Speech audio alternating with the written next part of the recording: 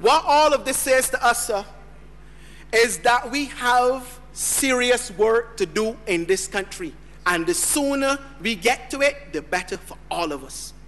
In that vein, and bearing in mind the objectives of consolidating our fiscal accounts, sustaining our economic recovery, and preparing for a restructuring of the Barbados economy over the medium term, I commend the following budgetary proposals and other initiatives to this Honorable House.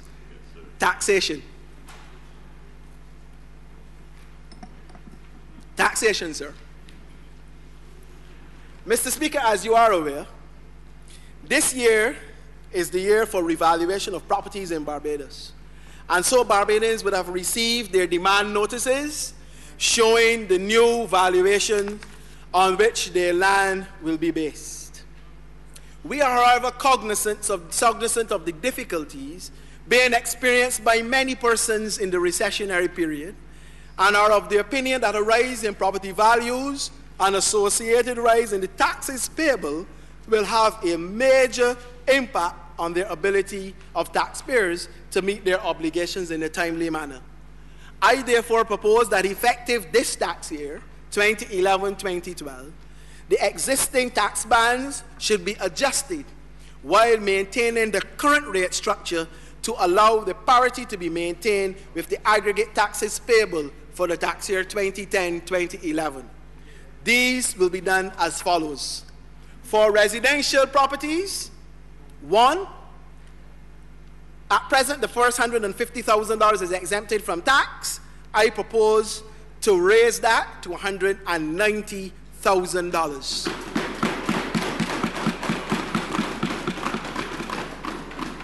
That, of course, would mean that an additional set of people will now not be paying land taxes. 2, the current rate of 0.1% is applied up to the next $400,000 in value. I propose to extend that value to $500,000.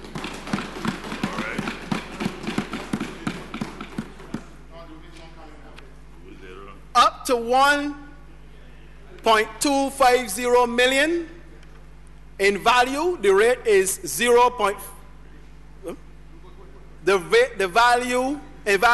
rate of 0.45%.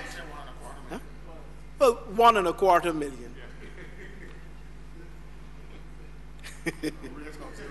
$1.250 million will be applied. This moves, sir, from the current $1 million, which it is, so it goes from $1 million to $1.250 million. A rate of 0.75% will be applied on all properties in excess of that $1.250 million. This is an increase of the value of $250,000, of course, up from the $1 million that currently exists.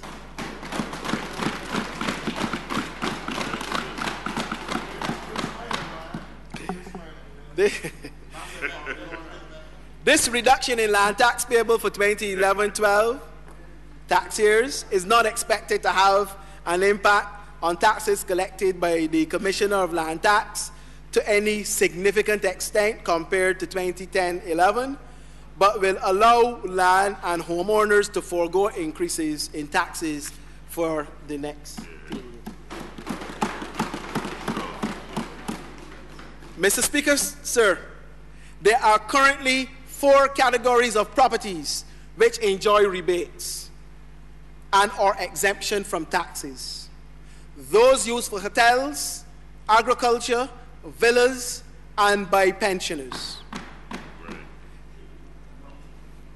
There has been some concern by the Commissioner of Land Tax that this process has been abused to some extent. To reduce, if not eliminate, the instance of abuse of these concessions, it is recommended that all tax rebates should be based on the tax demanded and not on the site or improved value of the properties. It is, yes.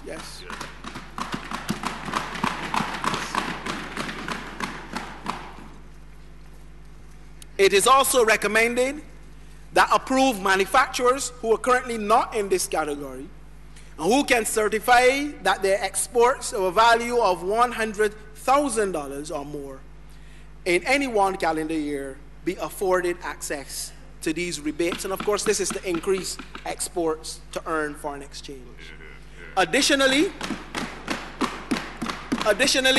any company certified by the Division of Energy to be engaged in the production of solar energy and or the manufacture sector of solar energy equipment will also be added to this category as well.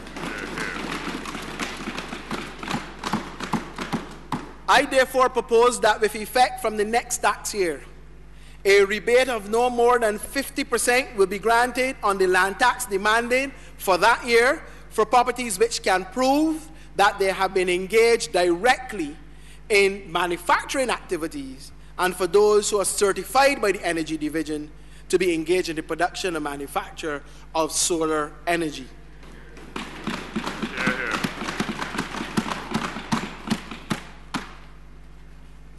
To further strengthen the management and collection process, all rebates and exemptions will be tied to the generation of income, and therefore a tax clearance certificate from the Inland Revenue Department and or VAT would be required to access the rebate.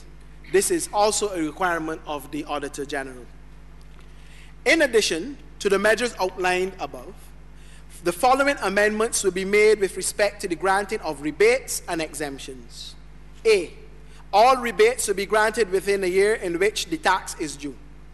This is critical for revenue recording and forecasting cash flow in light of government's adoption of the accrual basis of accounting. B, discounts shall be applied only at the time of the payment.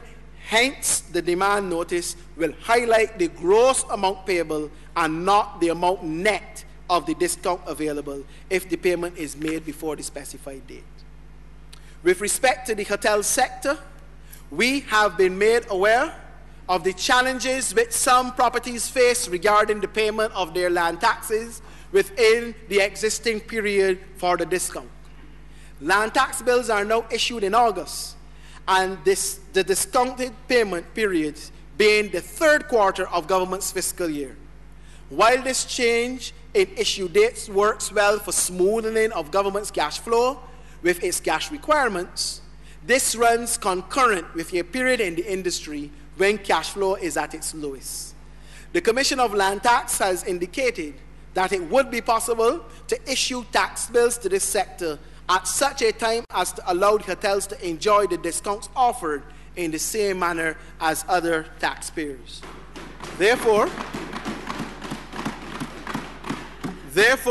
with effect from tax year 2011-12, it is proposed that registrants of the hotel sector and standalone restaurants of property be allowed to pay their land tax bills during the last quarter of the fiscal year, January to March, without losing access to the discounted rate.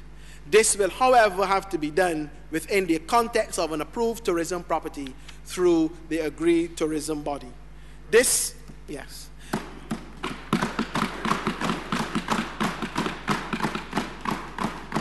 will result in a small revenue loss, if any, to the Treasury due to the extended discount period for the hotel sector. Mr. Speaker, currently, the homeowner and businesses can benefit up to 7,000 Barbados dollars per annum by way of an income tax deduction in respect of energy audits, renewable energy, and efficiency retrofits. They also benefit at this point of the importation by way of a ministerial duty waiver of 20% on the importation of approved goods. This is applicable to all persons to a limit of 50% of the investment over 5 years.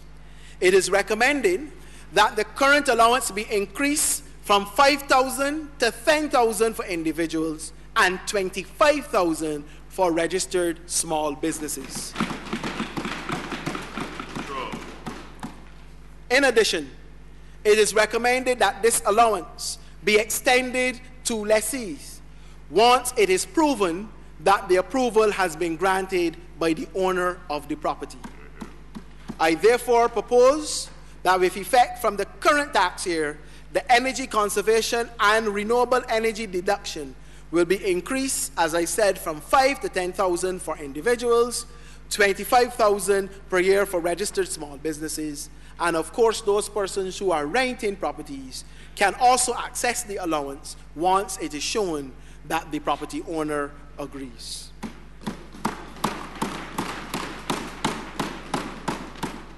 Additionally, businesses whose filings with the Inland Revenue and VAT divisions and whose compliance with the NIS and land tax are up to date, or who have in place arrangements to settle their arrears, will be allowed to write off 150% of the conversion to alternate energy over a 5-year period.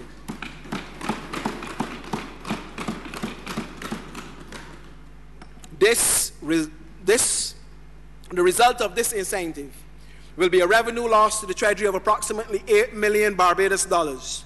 However, it will be spread over multiple years, and so the impact in any one year will be entirely manageable.